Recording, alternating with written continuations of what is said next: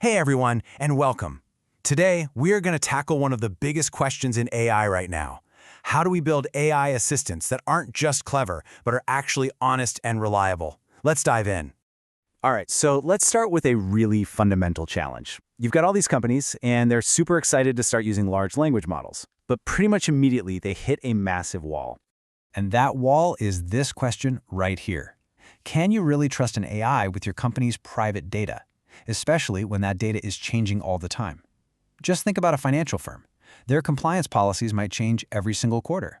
How is an AI supposed to keep up with that? Well, the short answer is, it can't. A standard AI is kind of like a student who crammed for a test using last year's textbook. If you ask it about this year's rules, it doesn't have the answer. So it might just, it'll make stuff up. In the AI world, we call this hallucination. And it's a huge problem when you need answers you can actually rely on. So what's the fix? Well, it turns out there's this really clever, kind of elegant solution to this whole mess, and it's called RAG. RAG stands for Retrieval-Augmented Generation, and the core idea is pretty brilliant in its simplicity. You basically separate the AI's brain, its amazing ability to reason and write, from its memory. So instead of trying to make the AI memorize everything, RAG lets it look up the facts from an external, totally up-to-date source before it even starts to formulate an answer. You know, the absolute best way to get this is to think back to school. A standard AI is like a student in a closed book exam. It's got to rely purely on what it managed to memorize. But a RAG-powered AI, it gets to take an open book exam. It can check its notes, look at the approved textbook, and find the correct answer right then and there. This little shift is an absolute game changer for building trust and accuracy. So, how does this open book test really work? It's not quite as simple as just handing the AI a library card. No, it's a carefully designed process with a few key steps. Let's walk through the 6 stages that make a RAG system actually work.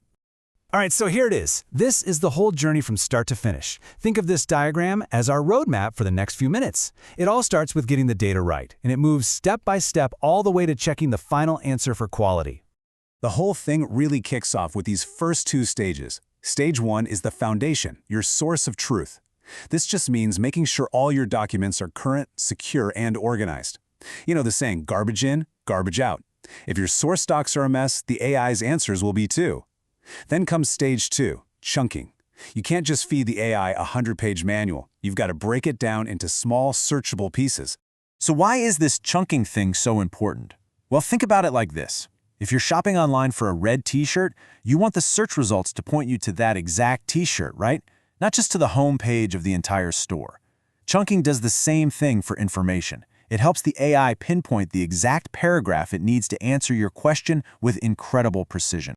Okay, so once we have all our nice, neat chunks of text, we get to stage 3, embeddings. Now this word sounds a little techy, but stick with me, because the concept is actually really cool. An embedding model takes a piece of text and basically turns it into a long list of numbers, a vector. And the magic here is that it organizes all that information based on its meaning, not just the keywords in it. This quote from the source material just nails it. Concepts that mean similar things are placed close together, even if they don't share any words. Think about that. It means the system understands ideas, not just words. How cool is that? Let's look at this in action. It makes so much more sense when you see a real example. A user asks, "How do I fix my screen?"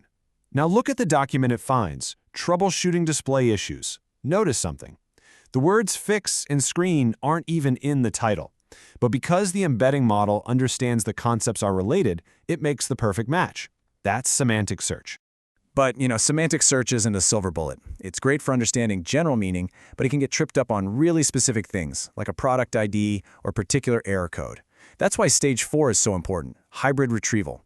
This combines that meaning-based semantic search with good old keyword search. You get the best of both worlds. It understands what you mean, but it also respects when you need an exact match. All right, so we found the right information. We're done, right? Not so fast. Now comes the really important part, building an answer. And more than that, building a system that people can actually trust. And this brings us to stage 5, which you can think of as the reliability layer. And it has 2 parts. The very first thing we check is something called retrieval confidence. So before we even try to answer, we ask, hey, did we actually find good, relevant info in our knowledge base? Do we find the right page in our open book? The second check is just as critical. It's called grounding confidence.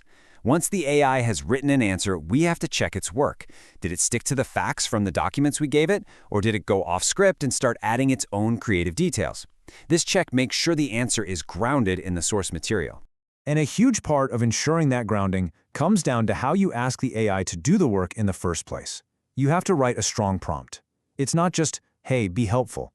It's a clear set of instructions. You give it an objective, like, answer using only the text I'm giving you.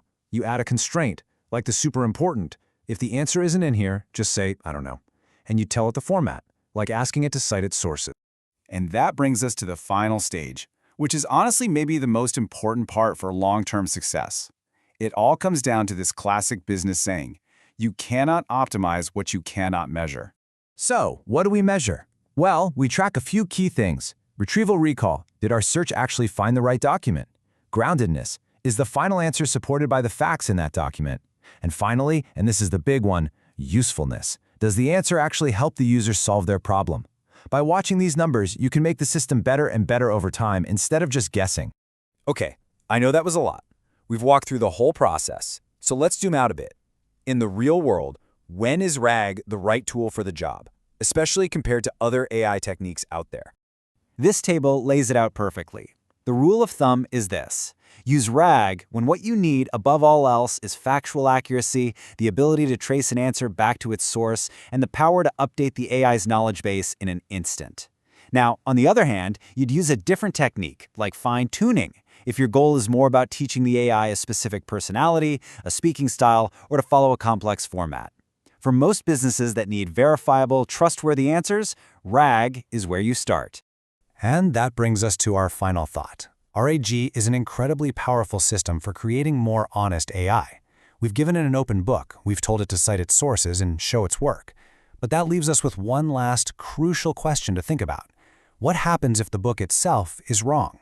Because a RAG system, at the end of the day, is and always will be only as good as the quality of its source material.